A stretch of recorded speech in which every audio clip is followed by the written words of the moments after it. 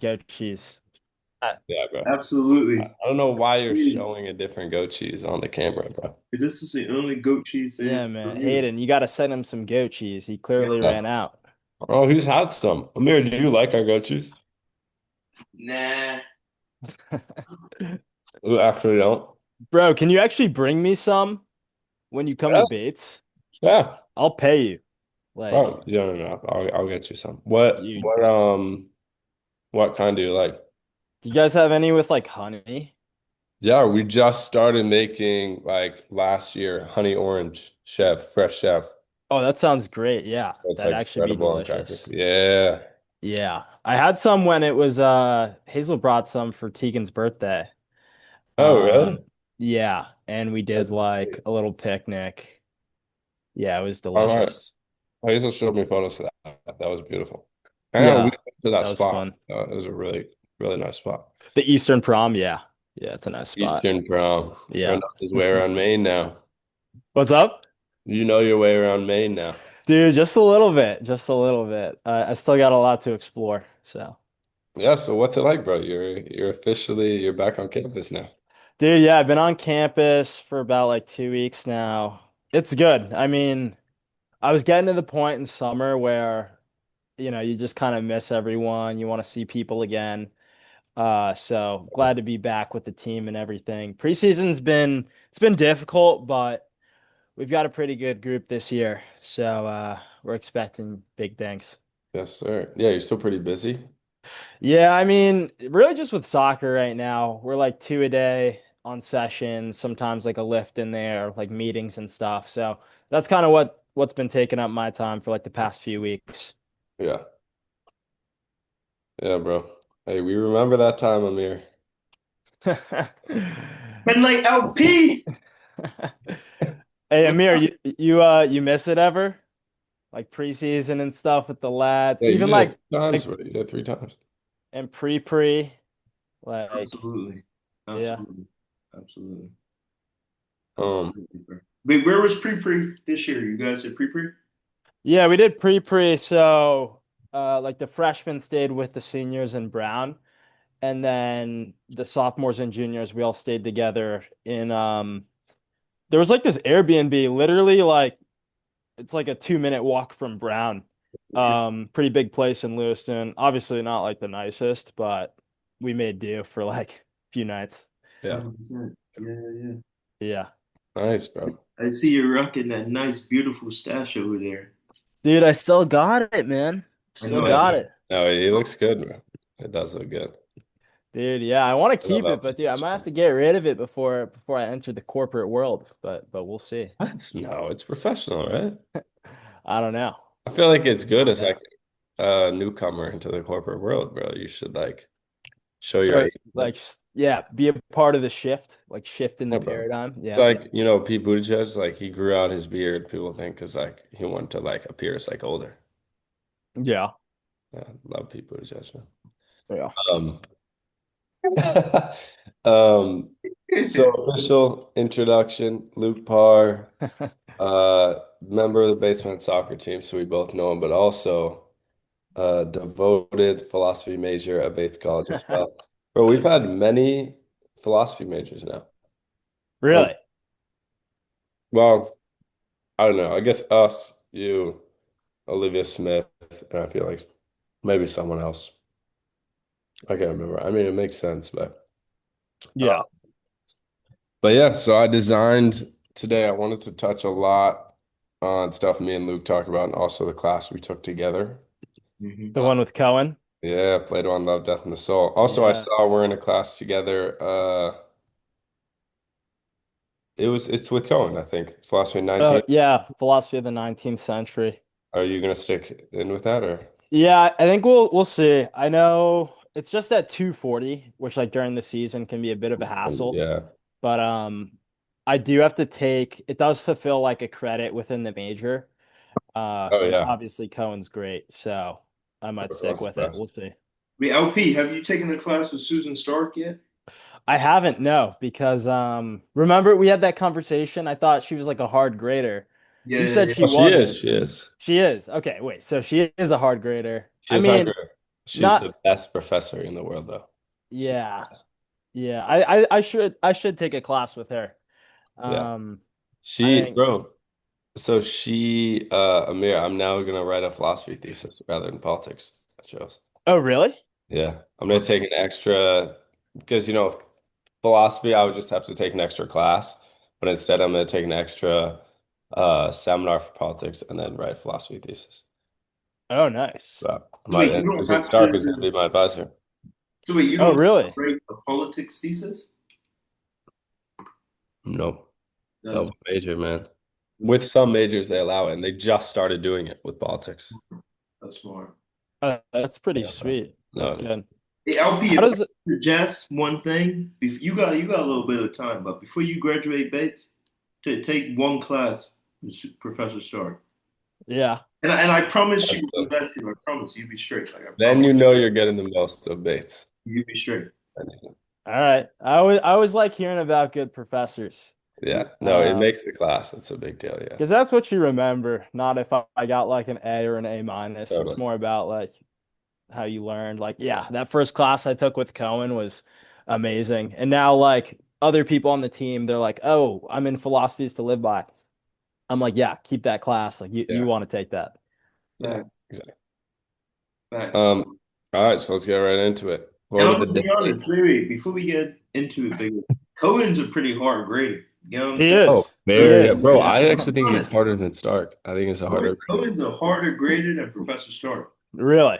Yeah, yeah, yeah, That's saying something. You yeah, feel me? yeah. But Cohen's a goat. You know what I'm saying? Goat. Cohen's a Oh, I goat. love going. But hey, Big H, before we get into it, I want to give a little story about LP. I mean, LP knows what I'm about to say. He knows what I'm about to say. Do I? You know exactly what I'm about to say. So I'm a little sophomore. I'm living in JB, and I'm chilling in my room in the living room for a bit. And I got a little call from the great Noah Riskin. Shout out Coach Riskin.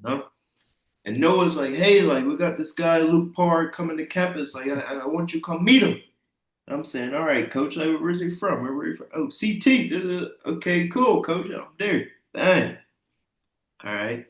I meet Luc Parr, I meet his mom.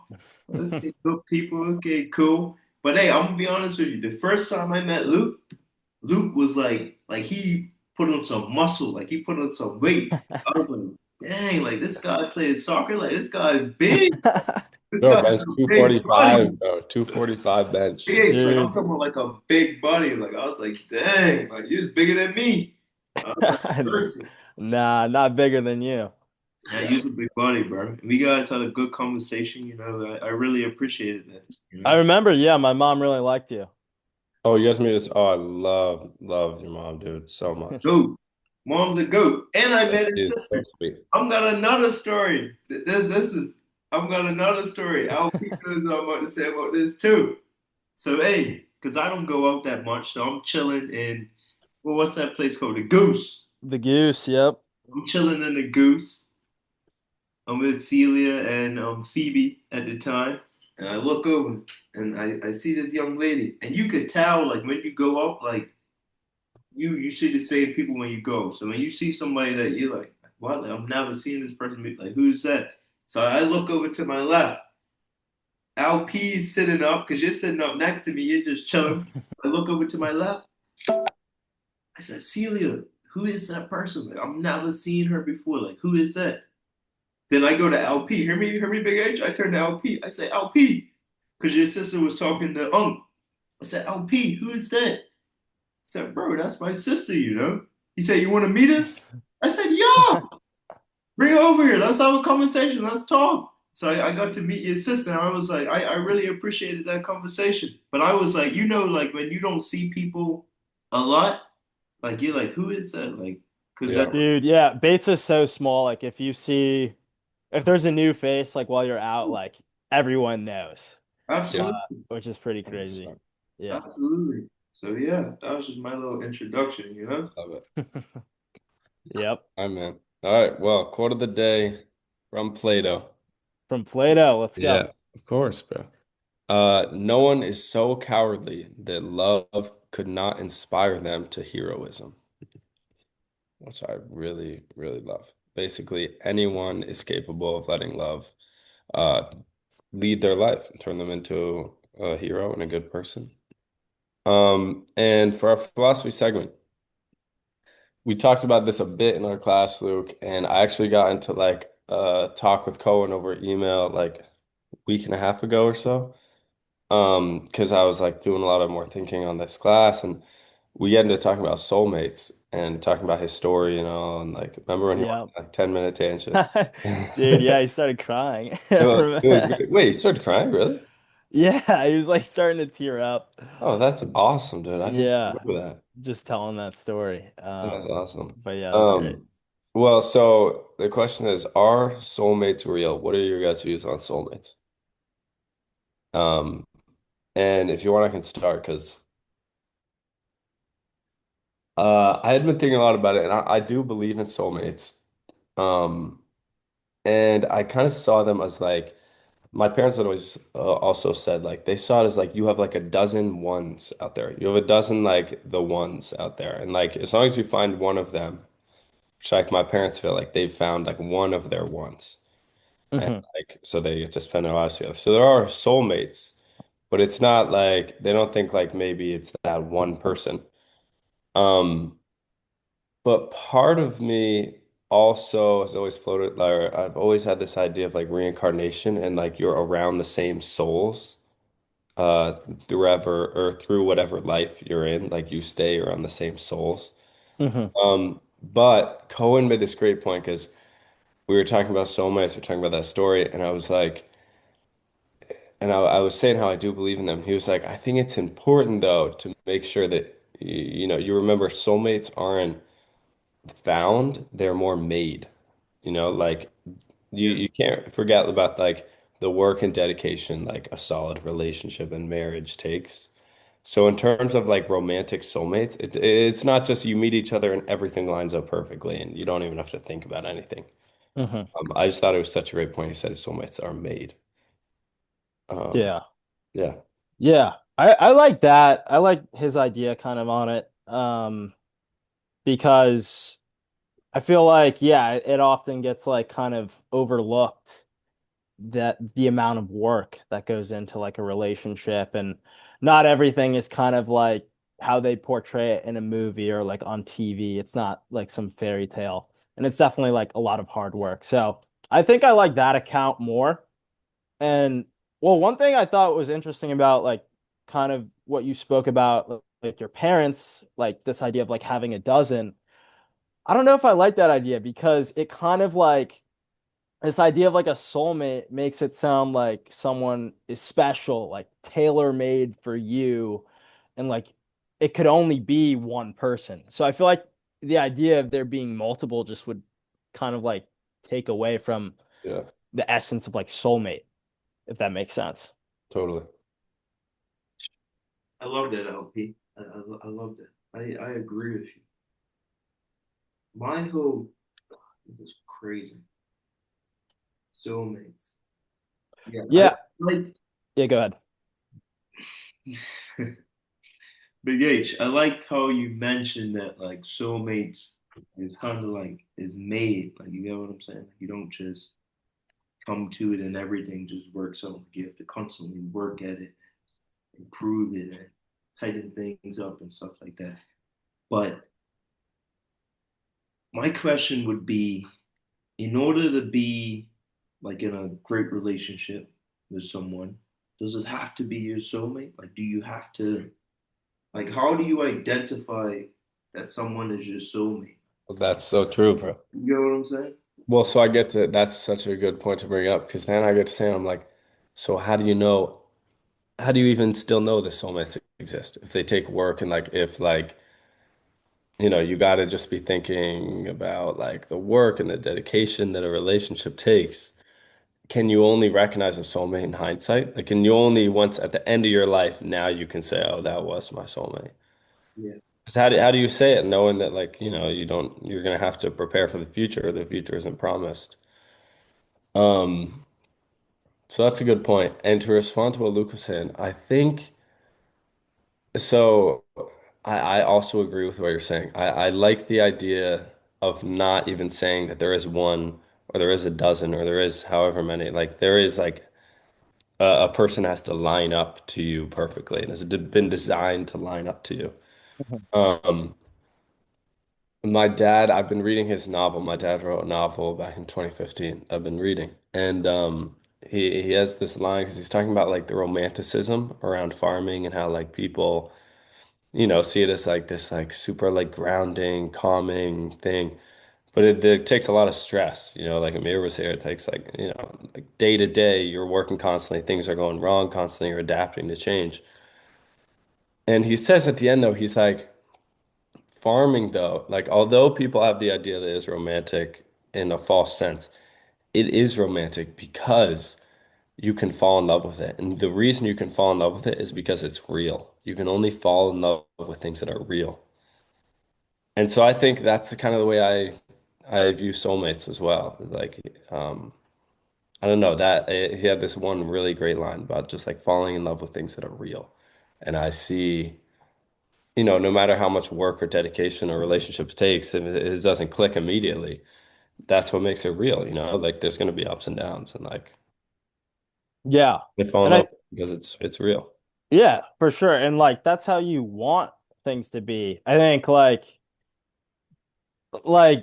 just in life in general too, not even necessarily with like only soulmates, but like you want challenge, you want struggle, and you want to overcome that. And that's kind of where meaning is to be found. Not if everything was so easy and like everything was just handed to you, it wouldn't be fulfilling. Totally. Um, so I really like that. But also like, and this might be getting kind of like off topic, but it's almost like a question too of like determinism versus like free will because like you said, only in retrospect can you like recognize if someone was like your soulmate. But even like, for example, like I go to Bates, like I made the decision to go to Bates. There's so many different colleges, so many schools I could have gone to, so many different experiences like I could have had, Mm. and yet like I'm here. And even in retrospect, like I won't be able to say, I guess with certainty, like if I made the right choice, you know what Totally. I mean? Totally. But the fact is like I made that choice. Like I'm at Bates and in the future I will have had gone to Bates. Um and it's kind of also about like taking things in stride and like just just kind of accepting things for what they are. And that's Totally. like what Cohen said too. It's like if you're in a relationship with someone, like are you really going to be thinking like about finding your soulmate? It's like if you're because like you could perpetually be like thinking that.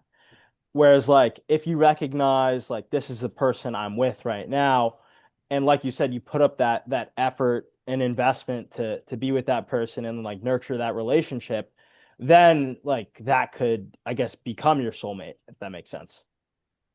Exactly. Yeah. I don't think you can name your soulmate necessarily.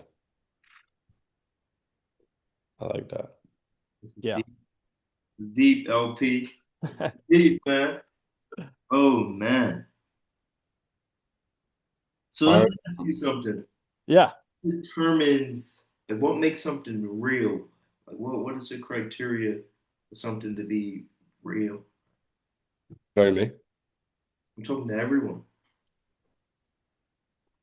I think in the case of farming, it's like the problems you deal with and the like the highs and lows are all like nature made. They're not like man-made things. Like if No, artificial for sure.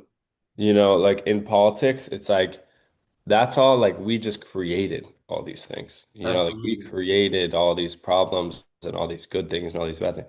Like farming is like you plant something in the ground, does it grow or not so you can eat to survive? It's like a thing that we didn't design ourselves. Hmm. Yeah. Wow. Well, I But mean, yeah. in Yeah, the go case ahead. of soulmates, I don't know. What are you gonna say, Luke? No, I mean, yeah, just like farming is like an interesting example because it's the earth. It's so real. Like you can see it, you can touch it, you can feel it. Um, and like a relationship is like, I mean, you don't want to say a relationship's not real, but it's not real in the same sense that, it's not tangible in that same way. But that also doesn't make it like any less real. Yeah, Um, I think it's the like in the case of relationships and soulmates, it's like being able to be authentically yourself with someone and facing flaws and like mistakes that each other make and accepting each other in the end and like working together and like leading through life together yeah. despite those like flaws and imperfections that like you were saying movies aren't real because it doesn't quite depict those flaws quite as Yeah. I like the word authentic there because I think like a relationship, like you have to be honest and be your authentic self. Otherwise, it's not real and it's built on things that aren't true. And that's not like a good or like a stable relationship. So I think, I mean, that's kind of the next idea, but like a good relationship is like one that's honest and where you both can be like your authentic selves. And I think that is what makes it real. And being your honest, authentic self is definitely something that's not easy. So it's something that like challenges you as well. Absolutely. absolutely yeah I love that. Well, Yeah, I heard like this idea once of like, yeah, like a good relationship is one that challenges you.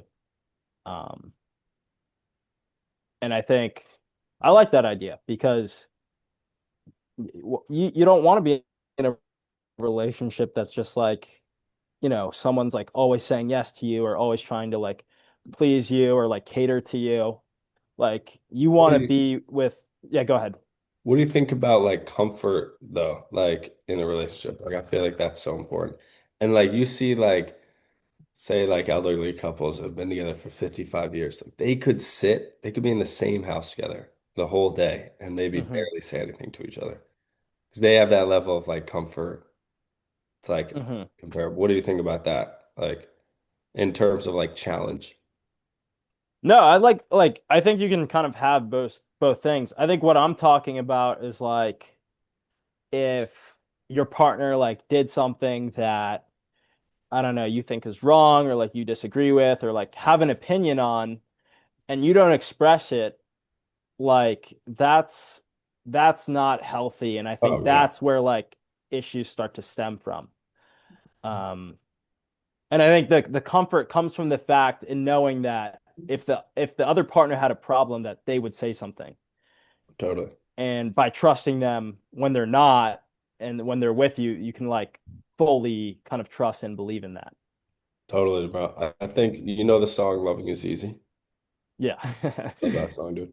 I think it actually is very true. I know it's kind of like a banal platitude, but I think it's very true because I think that with that level of trust comes like the level of like comfort and like knowing that like you can get through a challenge together. You can like make mistakes or you can, like have flaws and like adapt and like work together through things and like I think that mainly comes from the trust.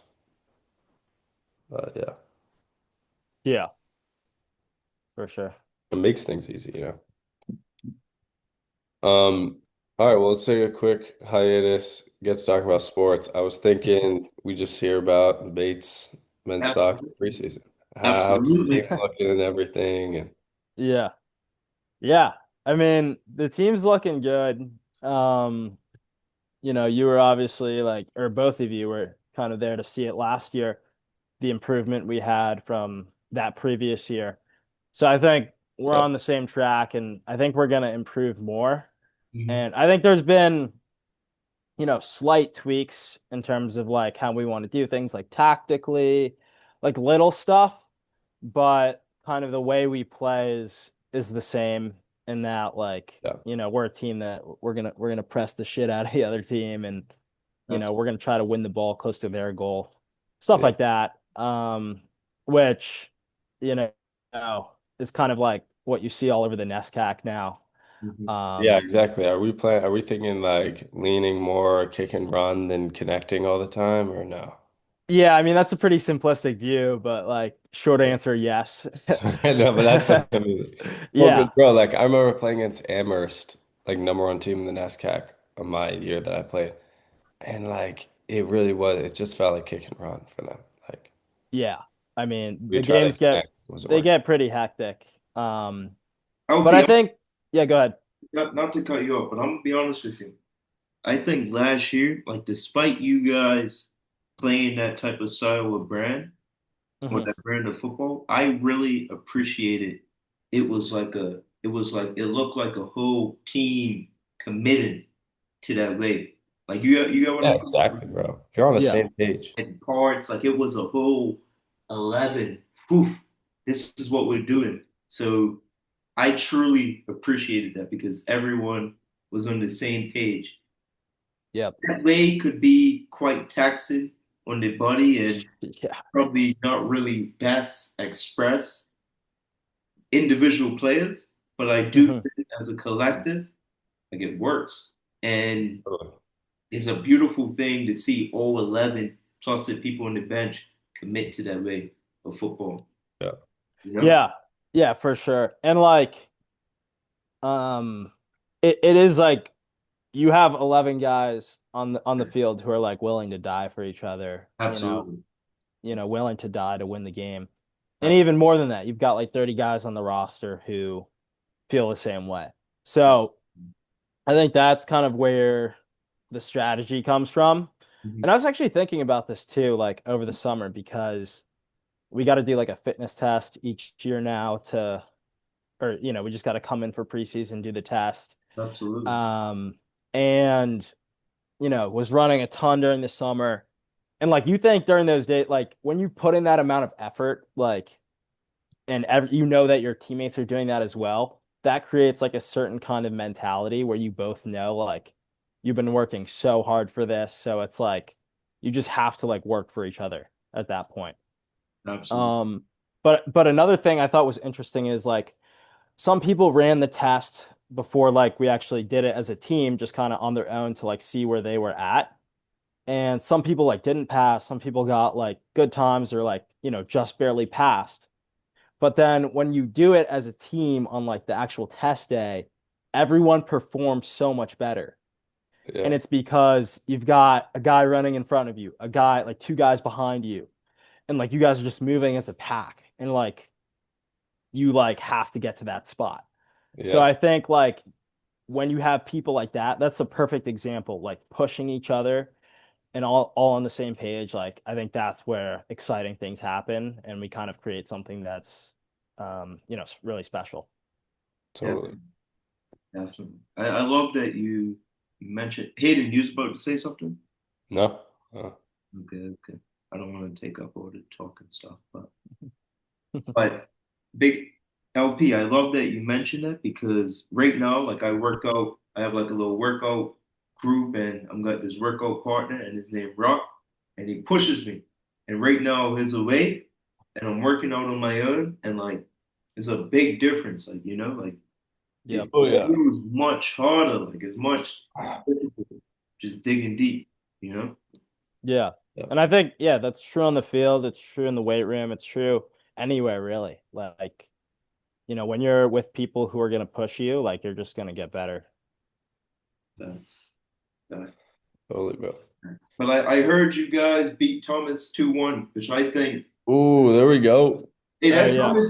That Thomas team is they're pretty Bro, high. they are pretty good. I think they won their They're conference, right? good. They did. They had a good record last year. Yeah, But yeah, so the first half we like absolutely dominated them. We're up 2-0 at the half. Could have been more if we were a little more clinical. yeah, But then like soon into the second half, we got a red card. So that was like a big kind of Yeah. challenge. It was one of the first years actually, which was pretty funny. really. But it was not a red card. He got two yellow cards. Each one was for a Uh, foul on the goalie. Um, in the oh, first one, we literally thought it was a penalty for us. Like it was insane. It was bad refereeing, but We conceded a goal. We also conceded a penalty, but then George saved it. Wow, Um, let's go, Oh, George. I know. Yeah, yes, George sir. is good. Yeah. That's awesome, dude. So that's pretty clutch. But yeah, we were able to win 2-1, which is great. And then we did another like 30-minute period at the end for some of the guys who didn't play as much, and we won 2-0. So That was awesome, man. Oh, nice. good result for the first game. Nice. Nice. When's Yeah. like the first actual game for you guys? September 3rd, we play St. Joe's home. Let's Oh, go. nice. Yep. Yeah, I think I'm working scoreboard. I'm working Really? scoreboard like basically all the games. Let's go. Dude, did you see we got like the new like scoreboard with like the video sort of Oh, deal? really? Yeah, so actually we just had media day a few days ago and we had to record like short videos that they play, I guess like, when they call your name in like the starting 11 or like if you were to Oh, yeah. score and That's that tough. video is going to be played like on the scoreboard. That's tough. Oh, nice. So, it's pretty sweet. That is awesome. Yeah. Um, yeah, no, I think I'm working scoreboard this Wednesday, yeah. Dude, that's awesome. My philosophy on all that is like no matter the conference, like if you beat a team that's a winning team, like they win, like they know how to win and you beat them, hmm that's a good thing, no matter what. Yeah. I think Thomas was definitely a better opponent than like I think we had MMA last year for the first friendly. Uh, So like it was good to definitely play like a more competitive game. yeah. Hey, don't forget MMA, Amir Thomas, Hayden Bernhardt.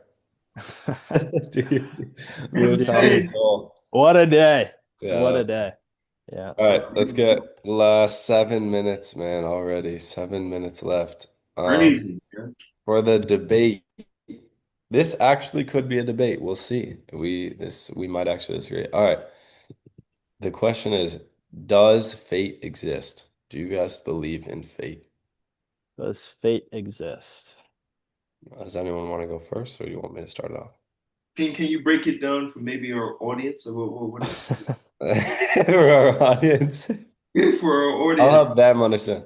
So, fate is the idea that their events are destined to happen, no matter what we choose to do. It kind of stems off determinism, which is the idea that like free will Yep. doesn't exist and that future events are already set in place and we can't change them.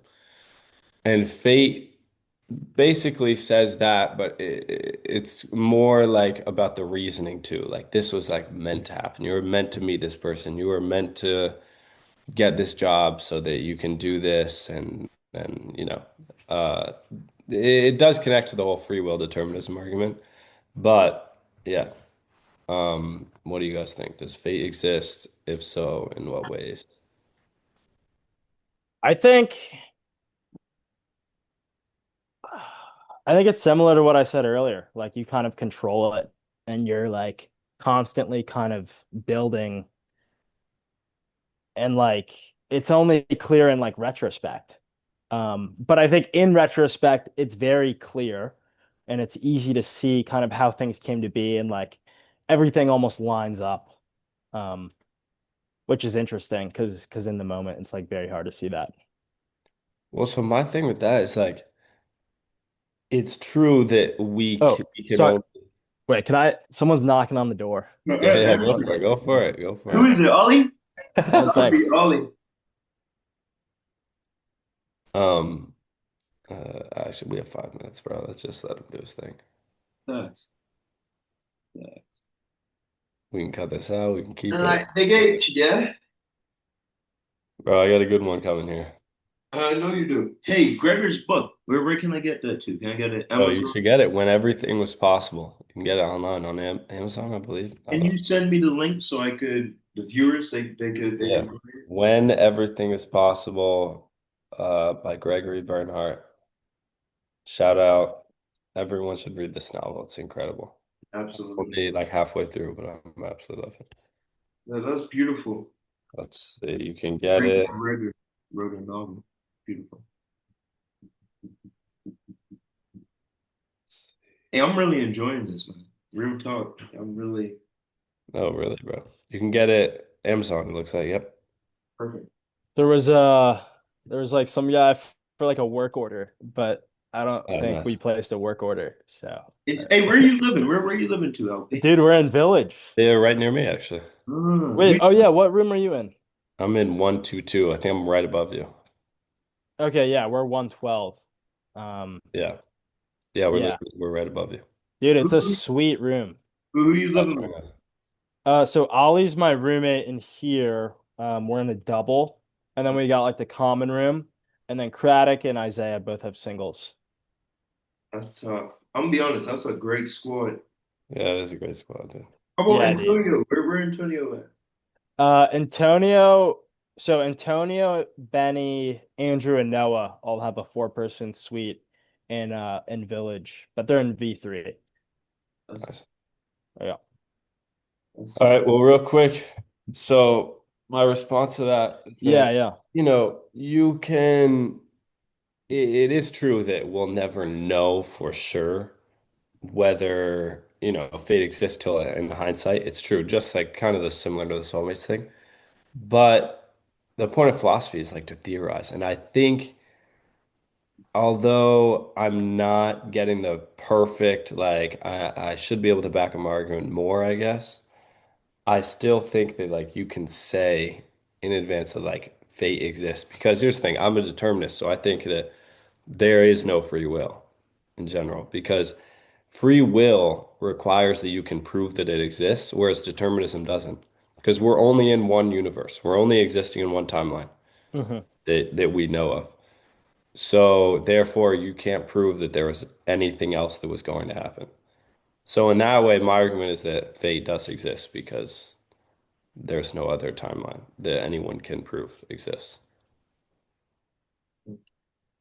Yeah. I hear what you're saying, and I think like determinism is like it's a pretty solid argument, but it's also like not what like society's like predicated on or like how you act. You don't like assume tomorrow's already set out for you, and so like you're not going to think about what you're doing tomorrow. No, it's true. Um, so I think like we all act as if we have like free will. And I think you kind of have to act that way, even if you are like a determinist. So I think in that way, like fate is you can't you can't like wait around, I guess, like for things to like happen for you. It's You true kind of that I act as if free will exists. That is true. Yeah. Like yeah. I lead my life as if I am choosing things. But LP, I'm also kind of just accepting outcomes. I'm always trying to just accept outcomes of things, which I can't control. Yeah, what were you gonna say, Amir? I think like our actions, like on a bigger scale, fix, but like kind of like what Luke said is that like in this like type of form, like we have the autonomy to like we're making the decisions, but like they're fixed, like they're already it's already set. Yeah, like yeah, it's interesting because in retrospect, it's like there's only one thing that happened. Yeah. Yeah. You made a decision, Mhm. but yeah, you can't act like that. Yeah. So in that way, I guess like fate does exist in the sense like something will happen. Mhm. Something will happen. That's the only thing that will happen. That's my argument. You would have to prove otherwise that something else could have happened, and you can't prove it, you know? Yeah. I understand that, yeah, But I but like your argument that I lead my life either way, as if I can make decisions, as if I have free will. yeah, Absolutely. Unfortunately, that is hard hard. to say. I think that's a topic that we